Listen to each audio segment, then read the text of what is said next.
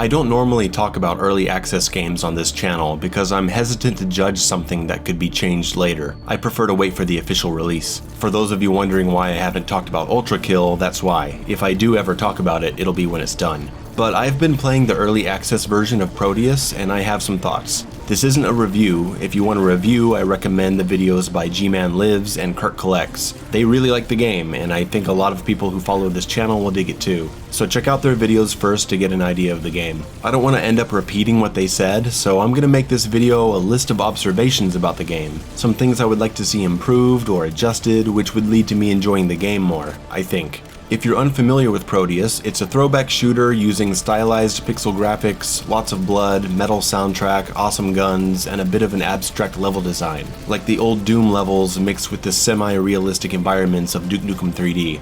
It has an awesome level editor which will be great for the future of the game, and I wish more games had level editors, so this is nice to see. The game is simple, there's not a lot I have to say about it in the aspect of describing how it plays. Do you like how it looks? Does it look fun to you? Well, then check it out and maybe you'll like it.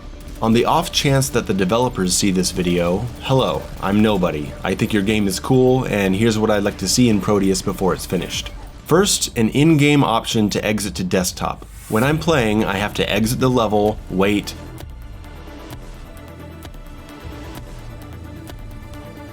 exit the campaign, wait, and then I can exit to the desktop. I should be able to exit the game immediately. Yes, I know I can force quit the game, but I shouldn't have to do it.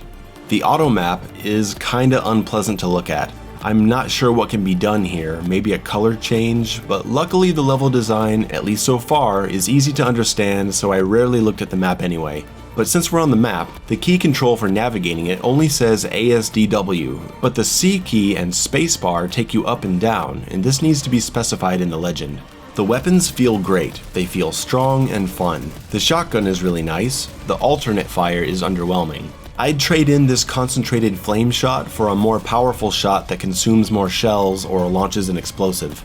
Maybe they could combine the shotgun with the grenade launcher, and then the grenade launcher could be dropped entirely, let the alternate fire of the shotgun launch the explosive. Or it could work like the shotgun in Ion Fury, which could switch between shotgun shells and explosives. Just an idea.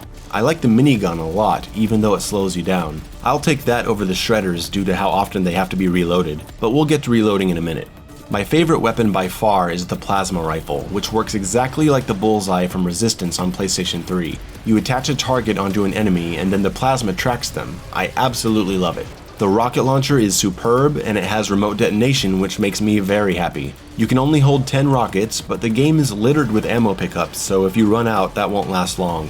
The only gun I have an issue with is the arc rail. The charge shot ability is so strong and uses so little ammo that I think it ends up being really unbalanced. You can hold 150 rounds and each shot only uses 5. That means you can use this massive damage sniper shot 30 times, and there's lots of ammo for this gun laying around, so there's no reason not to abuse it.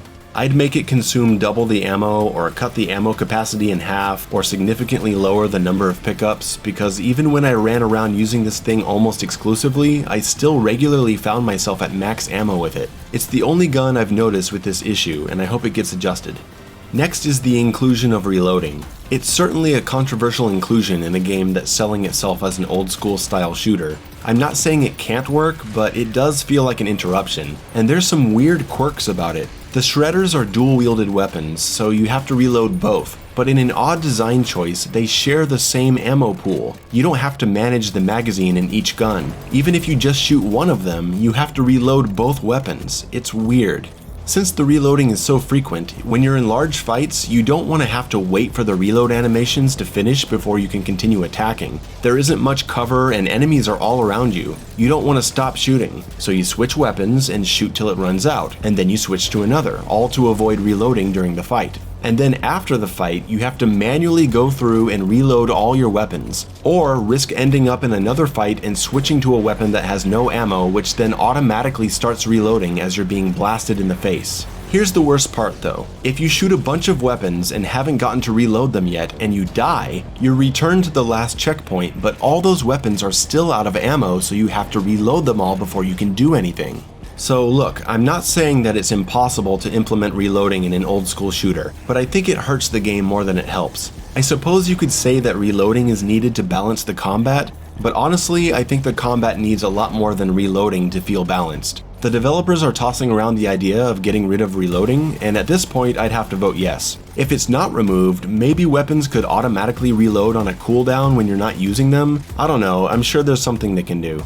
Prodeus is pretty easy. There's a lot of health pickups, and the enemies are not very aggressive or smart or mobile. I know they're supposed to be like old 90s shooter enemies, but those games don't all have pushover enemies. Doom, Quake, Duke Nukem, Blood, new throwback shooters like Dusk and Medieval, they all have enemies that will mess you up on higher difficulties. Prodeus has a lot of difficulty options to choose from, and for the hell of it, I picked Ultra Hard. The game was still surprisingly easy to run through, just blasting everything because a lot of the enemies just stand there waiting to be killed.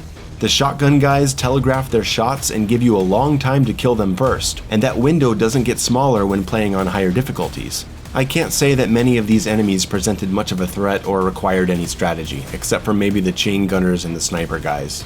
I'm not saying I never died. I did. In the later levels of this early access version, I started dying 4 or 5 times per level, sometimes more. But the larger issue here isn't the enemy difficulty, it's the checkpoint system. I've never seen anything like it. Checkpoints save all progress made before and after. We have checkpoint A here, and later in the map we have checkpoint B. Between them, there's 40 enemies. If you make it to here and die before checkpoint B, you respawn at checkpoint A and all the enemies you killed stay dead. You have to make your way back the way you were going, but now it's just a bunch of empty rooms with nothing to do.